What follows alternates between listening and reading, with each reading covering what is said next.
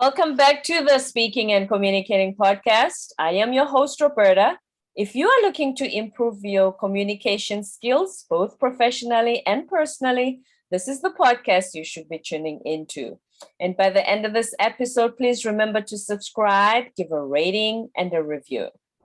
If you think that chasing stuff and more will give you fulfillment, joy, and peace, you probably might want to think that again. Because my guest today, her name is Keren Eldad, an executive and personal coach, is here to revolutionize your thinking and help you to learn how to really find fulfillment, joy, and peace, be it professionally or personally. And before I go any further, please help me welcome Keren. Hi. Hi, Roberta. It's great to be here. Thank you for the generous introduction. Thank you for being on the show. Well, generous it was, if you think so. Appreciate that. Thank you, first of all. But more than anything, before we started recording, based on our chat, I know there's a lot that you're going to share that's valuable with our listeners. So I'm really looking forward to a conversation. My pleasure. I'm a professional speaker like you. I'm a professional coach, and there's a lot that we just talked about before that sounds like it's going to just apply to your happiness. But if anybody out there is listening, know that it applies to your career and specifically to a career as a speaker, as a coach, as any kind of expert or known thought leader, because these are the components that create real confidence. So we won't just be talking about happiness. Mm-hmm. So, first of all, give us a little bit of your background, how you got started. I got started the same way all great speakers get started. I'm not saying I'm a great speaker. I'm saying that all great speakers have one thing in common, and that is they have a resurrection story, right? Everybody Yes. has I collapsed and I found my way through the collapse. And it wasn't different for me. I lived most of my life, Roberta, with the blinders on. I was doing my best to just become a successful person, whatever that meant for me. Back in the day, it was about status and it was about success in finance terms. Mm-hmm. And um, everything I did was producing the opposite results. So I was working really, really hard to make a lot of money, and all I could do was lose money. I mean, I was just terrible with money. What, were And you a stockbroker or no, something? no, no, I was just a person with a very severe shopping habit. And Oh, I did get married, but I married a person who was absolutely horrible to me. We were in an abusive relationship. I blame myself too, of course. I found myself in a relationship where I did not know my worth and didn't stand for my worth. I was in a career that was very nice, but it wasn't the career that lit me up from inside. And so by the time I was in my mid 30s, all of these systems start collapsing. I went through a divorce. I quit my job and I couldn't find another one for a really long time. And before that, I was bouncing around from job to job to job to job for a really long time before that, too. And so most of my circumstances begin to crash around me, not to mention, as I already said, my finances weren't really solid to begin with. So mm-hmm. I'm broke, can't find a job, just got divorced. Everything is starting to look really, really bleak. And that's when I thought to myself, how can a person who did everything quote unquote right? I went to a good school, I got married, I got the corporate job. How did this happen to me? You followed the script, which is what most of us do. I followed the script and it blew up. It blew up. And so that's when I started to reach for all the self help books. I hired a coach. I went to see Tony Robbins in Florida. Oh, I jumped up and yeah. down. I did all of that stuff. With a lot of time and a lot of dedication, I started to understand that I did not know what happiness was before. I was chasing all the wrong things and it was never going to be enough. So it's a good thing that it blew up. And I found ultimately not only my new career and my new husband, but I found myself. And through this transformation, I've become Coach Karen. That's the Mm. story. So, does that mean that if you are not okay with yourself, everything you attract, no matter how hard you work, no matter how fast you chase, it's not going to have the end result you desire That's exactly right. because it starts internally. Yes, if you're below zero, if you really like have a feeling that you're under your tank is really empty about yourself, then it doesn't matter how much gas you pour in there, it will never be full. It will never Mm. be full. And that's where the shift started to happen. When I started to ask myself, where are my beliefs coming from? And how do I feel about myself? I started to realize something very surprising. I didn't like me. I didn't know who I was, Oh. and I didn't like who I was. I judged myself very harshly, and most people do.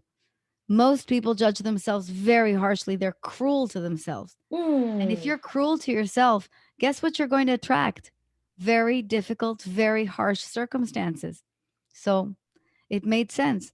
But once I really truly learned to choose myself, to take care of myself, to love myself, everything started to line up in a different way. The results were radically different. Mm-hmm. Anybody listening might be thinking, let's say somebody is in a similar situation, but there comes a time when we feel like the devil we know is Yes. better than this devil we don't know, the Mhm. uncertainty. What if I step out of this and it's worse? At least this I've it's hard, but I've managed to create sort of a survival system for Yeah, it. I get it. And that's a normal tendency of the brain. So you're asking the perfect question at the perfect time. But I'm here to say the devil you don't know is way better than the devil you know. So go for it. Every single time. The devil you don't know, way better than the devil you know. Because if the devil you know is in fact a devil, as in this is not comfortable, we get so comfortable with discomfort that sometimes we think discomfort is comfortable. But don't kid Always. yourself. It is discomfort. And if you're feeling Mm. discomfort, then I promise you what's on the other side. It's gonna be a little more discomfort, but then you're gonna be so happy that you did it.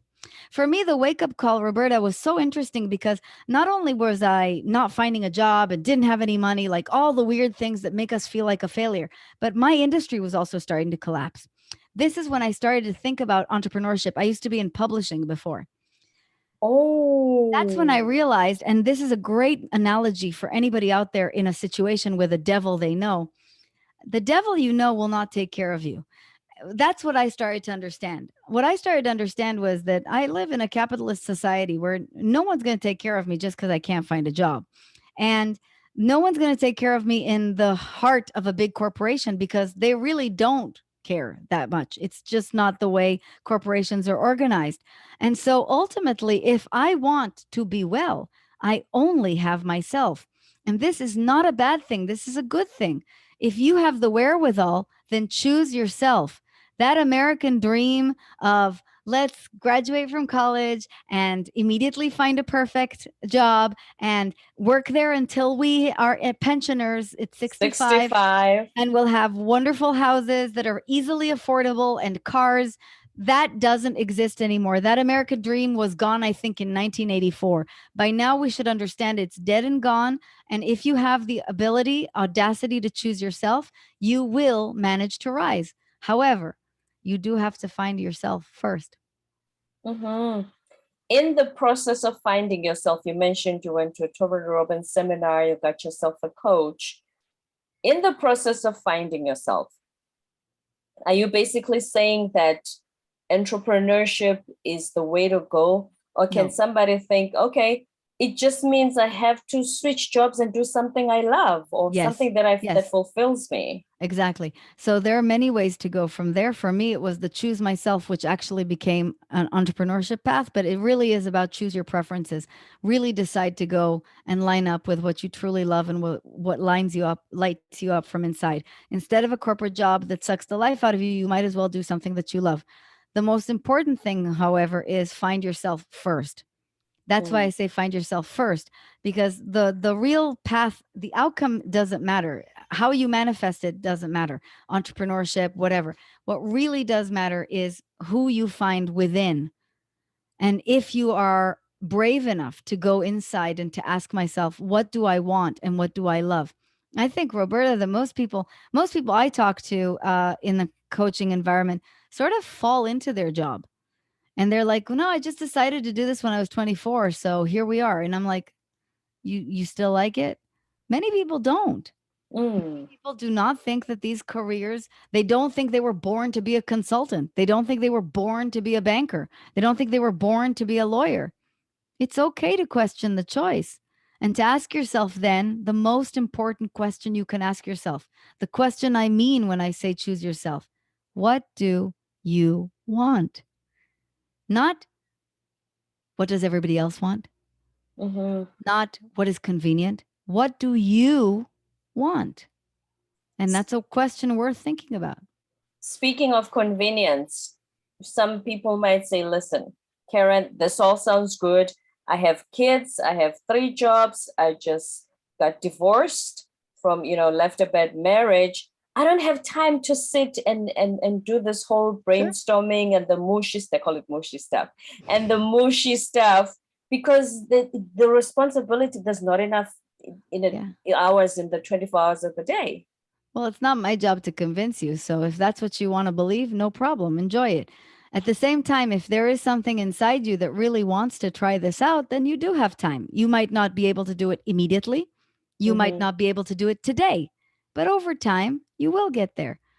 You're not the only one with other circumstances. Many other people who have 3 children, 4 children, 2 jobs have managed to do this as a side.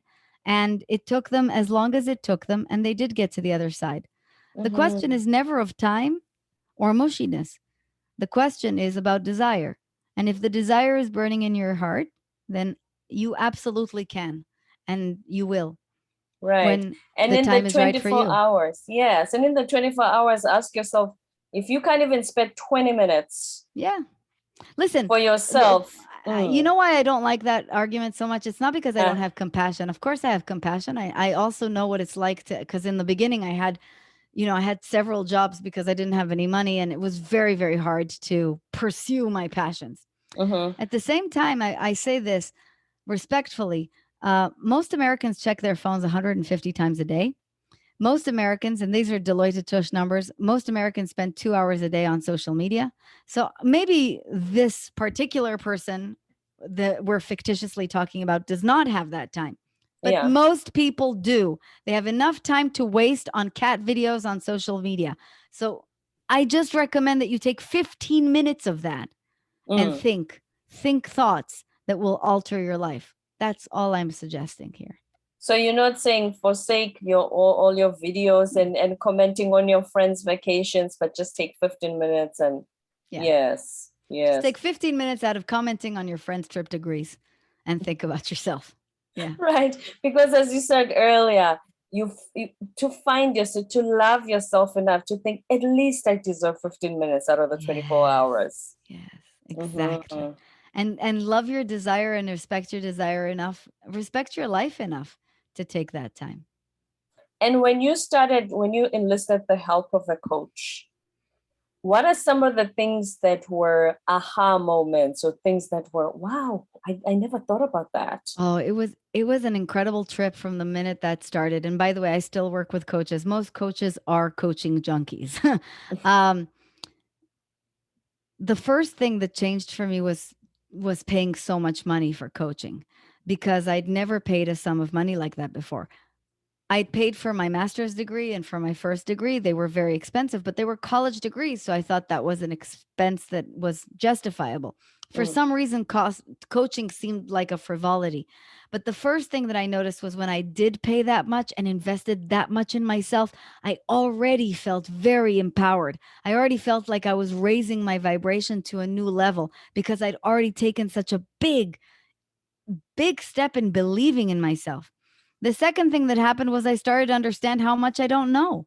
Coaching is a humbling experience, a truly humbling experience of realizing that the way you're thinking seems rational but is not working. It's not working to the creation of possibilities in your life.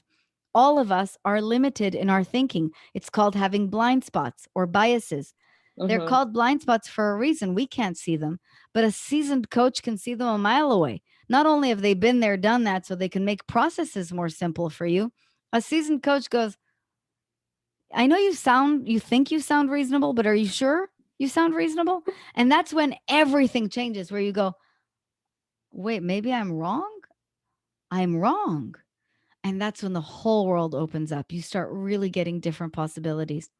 That first experience was a little bit of a shakeup. The second one was a big shakeup. The third was a big shakeup. And finally, here we are. I mean, really, it changed my life. It completely changed my life. Mm-hmm. So two things from that. One, you are worth investing in yourself. Yeah. And that secondly, like they say, because this is the online space, so you have all kinds of coaches and Yeah. all kinds of price tags. Yeah. You have your $9 coach, your $27, your $97, and your 10,000 and your Yeah. 50,000. Yeah. The rhetoric on the online space is, if you invest $27 on something, are you even going to take the time? No. And there's a lot of studies about that, but it's not even about that. Your frequency is your frequency, so I'm not going to argue with what that is. I just Right. believe that you do get what you pay for, Mm, and in the ideal case, you get what you pay for, right. and um, there are lots of things that go into that, of course. So you're looking for pedigree. You're looking for a person who really knows what they're talking about and who is the right voice for you and who has manifested a life that is really resonating with yours. And that's the level that you should be comfortable being coached at. Mm-hmm. That kind of white glove service. For me, any sum was a lot back in that day, but I remember $10,000 being just like, what? Who pays that? And today it's very comfortable for me, and it's because I took that plunge the first time and just got asked myself to go to that level, ask myself to stretch to that level. I knew that was the person who was going to help me. I just Mm-hmm. knew. And that was it. That was when the switch went off. And the second thing that you're so generous to recap is I have a lot of blind spots, and I learned to know that I don't know what I don't know, and that at every step of the way, at every step of growth, there's going to be new discoveries. And to have a partner who can see them and can help me see them is invaluable. It shortens the time between where I am and where I want to go. Yeah, that is definitely true. Because, like I always say, I'm not always right. So give me a nudge if there's something I need to Yeah. rethink. Yeah, it really helps. And that's a humility. There's a humility that comes with that as well, knowing Yeah. that you're not always right and somebody can just help you see a new perspective. And just as a disclaimer, we're not saying that everybody must go for $10,000 coaches. We were just giving an example. I think you should go for more expensive coach. In the words of Keren Eldad. Now let's talk about the phrase "live with enthusiasm." Yeah. Hmm. What do you mean by that, and why is that your motto, so to speak? I mean, live fully charged. Live fully charged. I became suicidal before turning to coaching because I was so depressed about all the loss in my life. And I remember being in the shower and thinking about killing myself. And for some reason, a light went on. And I started to understand that, I mean, this is it. This is it. This is all I have. This life is all I have. Why not live it saying yes to everything instead of freaking out about everything? It was a very sharp turn. Um, And that's where with enthusiasm came through. I decided that even if I don't know Mm. and I am still in uncertainty, and I was broke and going through that very tough period for a couple of years, I knew that I was going to say yes and I was going to stop saying no. To me, that's what with enthusiasm means. It's to charge at life and to do your very, very best with what you have to have a great time around here because none of us get a lot of time. Yeah, that is true. Every moment counts. Live it Yeah. with enthusiasm. So, talk to us about there's. I love the story of your TED Talk Thank you. and the kid who was kicking behind Yeah. you. How is it that as the years go, we seem to, I'm not judging, or I'm not saying this is true, but we seem to have lost either the patience or the compassion. Is it because we are going through so much ourselves? We don't have time to say to our neighbor, hey, you know what, smile, I got you. Or if you need it, why are we that way now? Are we getting worse? And is there something we can do to be just give each other just a little leeway, because it seems like we all need it, especially since the last 2 years. Absolutely. So we don't do this. We do not lose our patience with little kids who are kicking our seat on a flight. That's what the story was about. By the way, that child is now 15 years old, Oh, and wow.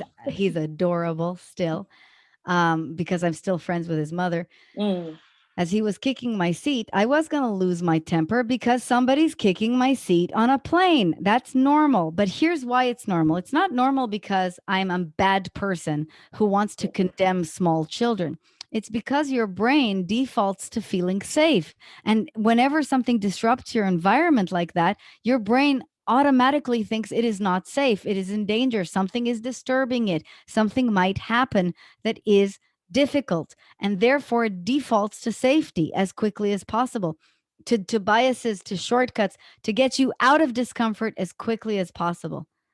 Your job as an elevated person, as a person who really wants to think through things and to have great results in life, is to slow down your thinking process. And you're right. In COVID, we have become angrier. There are incredible studies out there, for example, about air rage. Did you hear about what's happening in the airplanes? How many people have had to be arrested or stopped because they're so hostile to people on flights now? Wow. Please tell So us more. it's a real problem. People getting enraged. I fly every Mm. single week, and every week I hear the captain saying, please be civil to your fellow passengers. Please be civil to your flight attendants.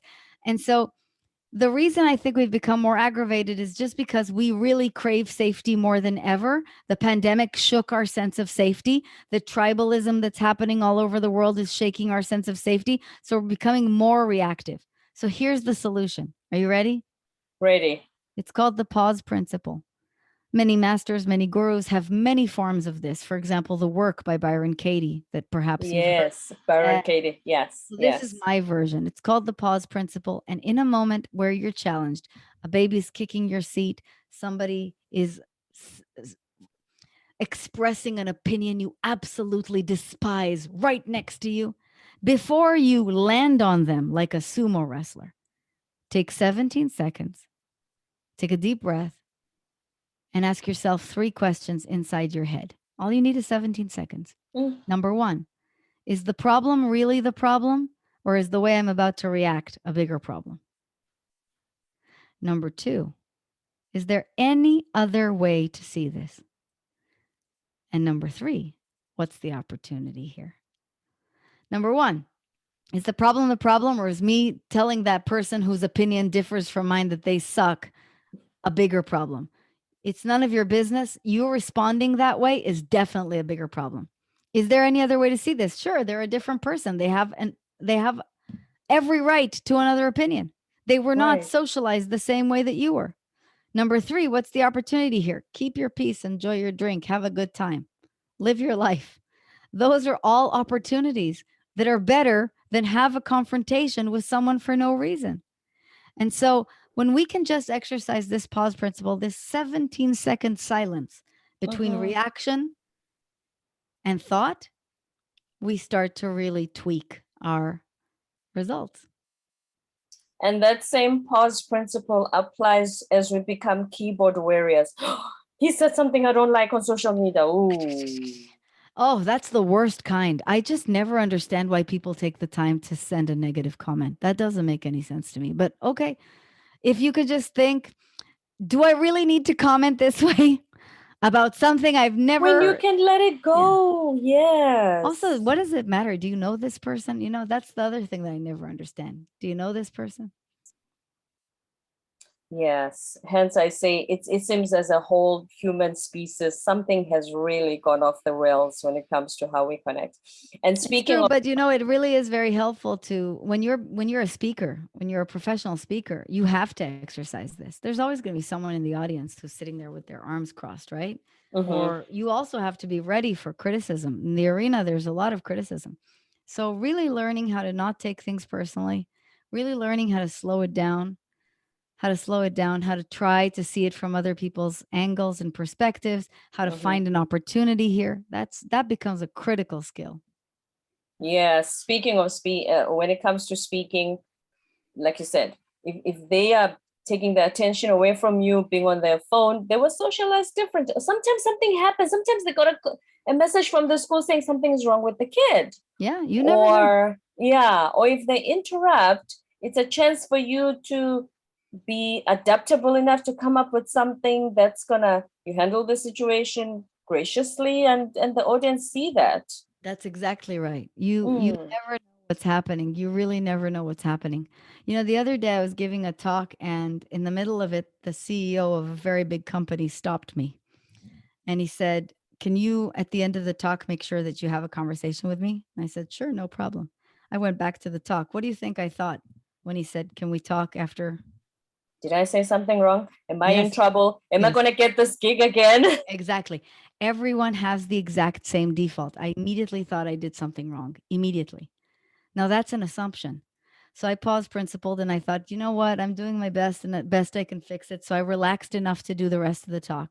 Well, Hmm. at the end of it, he just wanted to talk to me to see if he could hire me as the executive coach for the team. You There you don't know. You have no idea. Stop making assumptions, pause, and try to at least mitigate anger. Any response from anger or reactivity is going to produce chaos, always. hmm Speaking of coaching teams, we talk a lot here about workplace communication skills and soft skills and teamwork. What are some of the things, you can name two or three? What are some of the things when you coach teams that you always have to emphasize for them to work more efficiently? Sure, there's only one. It's called trust. And by trust, I want to explain that I think most teams originally believe that trust means I trust you to do what you're supposed to do. But that's not what trust is, not in relationships and not in the corporate environment. Trust means I know you have my back and you know I have your back. That's what trust is. And to build trust, you need a couple of additional things: transparency, no fear of speaking up, no reprimand to the point where people feel like they're going to be fired or punished if they make a mistake.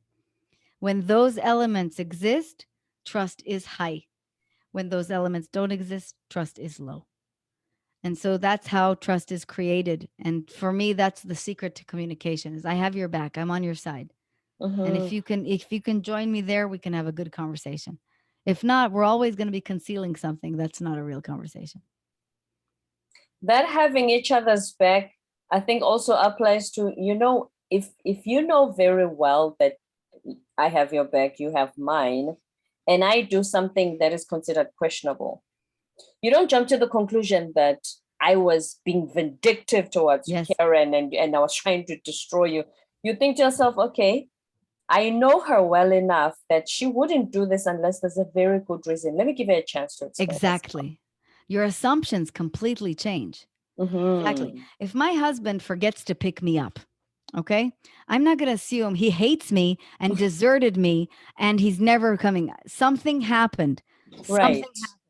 And that's the difference between a person who has your back and a person who doesn't have your back. You just never assume the worst. It would take a lot for you Mm-hmm. to assume the worst. You're right. Because the, like I said, the trust, the what I call the resume of that Yes. person, you know They've very well. deposited enough in you that you know that you can trust them. That's how it works. Mm-hmm. And what about leaders when you coach leaders of teams? That's it. We have to work on trust, but believe it or not, with all teams and leaders in particular, it begins with self-awareness, because to be trusting and trustworthy, you have to learn how to trust yourself and be trustworthy. So you have to learn how to be honest, and most people are not honest. Mm. It's okay. We don't know that we're not honest, but we're lying all the time. All of us. I'm sure It's all of true. us do. Yes, that's true. Yes. Here I We have put this on a mask. We call it a representative.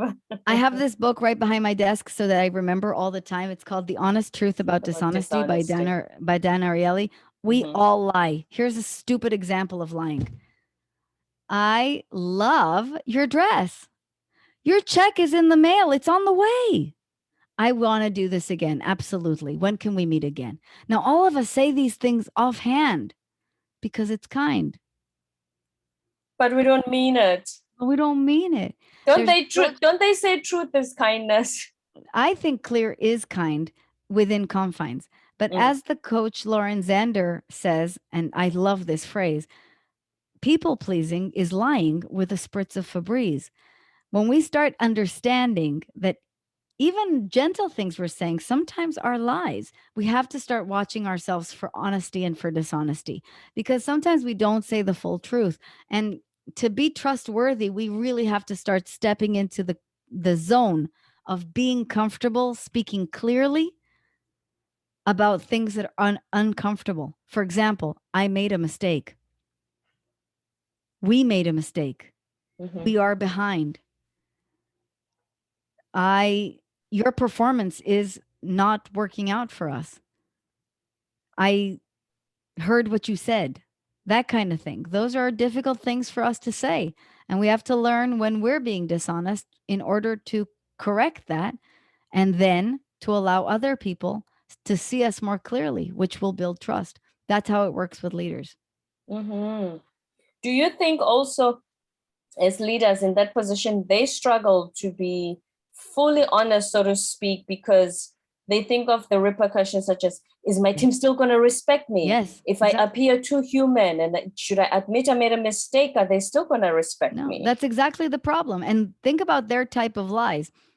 They have to look like they're always together. They think sometimes they think they have to have all the answers. They think they have to be the supreme expert in something. This is not possible. None of us is infallible. Mm-mm. None of us is inhuman that way. And the belief that we need to maintain that facade is a lie. It's a facade, and a facade is a lie. And so when we start to break down those walls, self-awareness increases. We start to become more aware of how we really behave, why we behave that way, and what the defaults of that behavior are. We can start to modify it, and that's how we can start to lead in a different way. Mm-hmm. Speaking of self-awareness, you remind me of, those interview questions where they say, so tell us about some of your weaknesses. And, Yeah. and, and people take a strength and make it sound like a weakness and then turn it into a strength again. And Well, the yeah, and it's the interview panel just roll their eyes thinking, we've heard all this before. Well, one of the funniest things that you're bringing up for me, Roberta, is that a lot of people, when they're asked, what are your weaknesses, will say my perfectionism. And perfectionism is a weakness. It's a severe weakness. They think it sounds like a compliment, but it's not. Perfectionism is the heart of almost all mental disease, mental discomfort. When we are perfectionists, we're extremely hard on ourselves. And Mm. that means we're extremely hard on other people. It comes from shame. I don't need to say too much about perfectionism. Turn to the work of Brene Brown. You're going to know everything you need to know about perfectionism. But it is an actual weakness. And so I find it very comical that that's the one that comes up They when people are always bring asked that up thinking it's for a their weakness. strength. Yes. Oh, it's just that I suffer from perfectionism, and if there's a deadline and nobody has, yes. Yeah, sure. Okay. Well, you really do have a problem, and I'm sorry. You see, I told you that Karen was going to revolutionize her thinking around so many of these concepts. It's a funny Now, one. just before we go, Karen, first, last words of wisdom from you. In the beginning, we talked about happiness and is it ever enough? And we've been talking about success in that vein and about communication. What I really hope that everybody understands is that success is not going to make you happy. That's not the goal anyway. It's what makes us lie. It's what makes us believe that nothing is ever enough. Real happiness is about knowing who you are and being okay with it. It's about understanding that you're enough no matter what comes to you and being easy on yourself as a result. When you live life that way, everything becomes nice, pleasant, satisfying, fulfilling. When we live the other way, everything becomes a hustle. Everything is hard work. Everything is an obsession. Entrepreneurship can work this way too. So can a speaking career. If you make it really hard, a big chase, a big pursuit, it's always going to feel like a big climb. You'll never understand why some people make it and some people don't. But if you're really there for the joy of creation, for the happiness that you feel doing what you really love to do, it'll be a never ending, explosive journey. That's the difference. So, the real secret here is to learn that you're enough and that you should be easy on yourself because you're enough. I hope that that was useful. You are enough. Words of wisdom from executive and personal coach Keren Eldad. Now, Karen, we want to know more about the work that you do and how it can help us. Where do we find you on social media? Thank you, Roberta. I'm at Coach Keren. And as you know, it's Keren. So at Coach Keren is my Instagram, and that's the best way to find me. Okay, so Instagram at Coach Keren. Yeah. Thank you very much for being on our show today. I really enjoyed our conversation. Thank you. The honor was mine. Thank you.